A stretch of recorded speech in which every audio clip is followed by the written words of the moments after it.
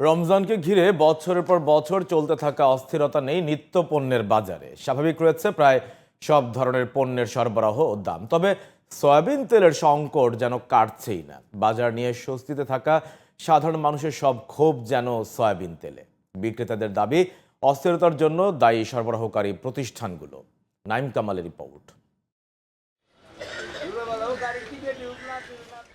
রমজানে ছোলা, তেল, চিনি, খেজুর সহ বাড়তি চাহিদা থাকে প্রায় 15 ধরনের পণ্যের। এই সুযোগকেই হাতিয়ার হিসাবে ব্যবহার করে অসাধু ব্যবসায়ীরা। ফ্যাসিস্ট হাসিনা সরকারের আমলে রোজার আগে সরবরাহ সংকট দেখিয়ে পণ্যের দাম বাড়াতো ব্যবসায়ীরা। তবে এবার রমজানে নিত্য পণ্যের বাজারে অস্থিরতা ঠেকাতে নানা উদ্যোগ নিয়েছে সরকার।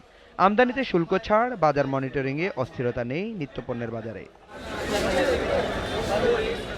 তবে সয়াবিন তেল সংকটে চিন্তার ভাঁজ পড়েছে ক্রেতা বিক্রেতাদের মধ্যে।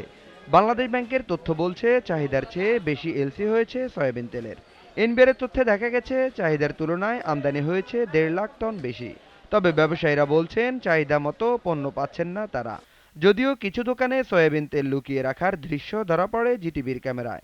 আলহামদুলিল্লাহ সব কিছু ভরপুর আছে, দাম কোনো কিছু তেমন বাড়ে নাই, শুধু মশলার দামটা বেশি, এলাচির দামটা বেশি। এরকম পরিস্থিতি সম্পূর্ণ উল্টা, মানে এমন জিনিসপত্র সমস্ত জিনিসের দাম কোনো বাড়েনি। সমস্ত শুধু তেল ছাড়া সমস্ত জিনিসের দাম স্বাভাবিক আছে। ডিলাররা বলে যে আমরা টাকা জমা দিছি 5 লাখ, মাল দিছি 1 লাখ টাকা, আপনি পাইবেন 1 কার্টন। কোম্পানি বলতেছে কোম্পানি গভর্নমেন্টের সাথে ওরকম কথাবার্তা ওরকম ওদের মনপ্রত হয় নাই। একবার শুনি 22 তারিখ, একবার শুনি 26 তারিখ, এক এক দিন এক এক ডেট দিচ্ছে কোম্পানিগুলা। মার্কেট ঠিক হবে কিন্তু আজ অব্দি এখন পর্যন্ত মার্কেটে ক্রাইসিস দিন আরও বাড়তেছে। এদিকে এবারের রমজানে নিত্য পণ্যের সরবরাহ ও দামে সন্তুষ্টির কথা জানালেন ক্রেতারা।